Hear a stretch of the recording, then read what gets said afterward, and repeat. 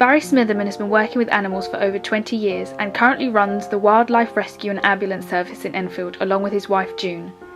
They founded the charity in 1985 and have both received local hero awards along with MBEs for their work in animal welfare.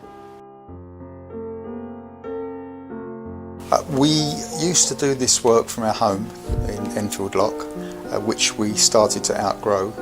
We then got a small piece of land that we could rent. Unfortunately, through Enfield Council system on planning permission, it fell through.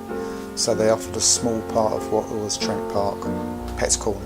So that's how we sort of got established here in year 2000. We started this together. We started where I was sort of specialised in looking after anything with 2 legs and feathers, and June specialised in anything with fur and 4 legs or spine. So she was nursing the small injured animals and I concentrated on the birds.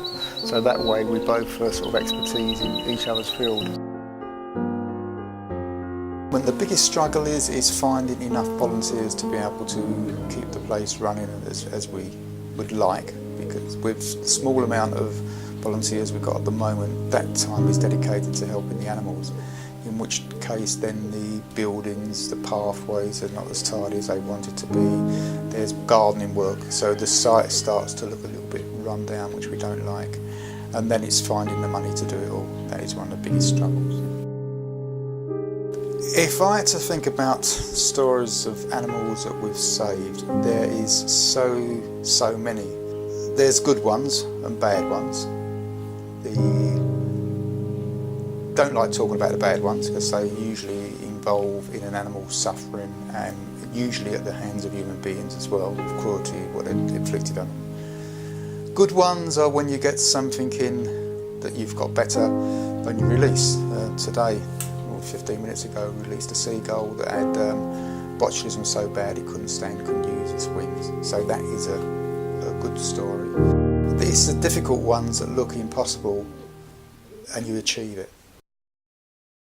You know, the amount of years we've done this, we've passed on a lot of information to lots of other people, and hopefully that information spread. So, in real terms, we've probably saved thousands of animals. Yeah. There's more buildings going up, more open spaces being taken away, there's less space for these creatures, people are less tolerable of wildlife. We get phone calls, people who don't want hedgehogs in their garden, people who don't want birds nesting on the side of their houses because of the noise they make.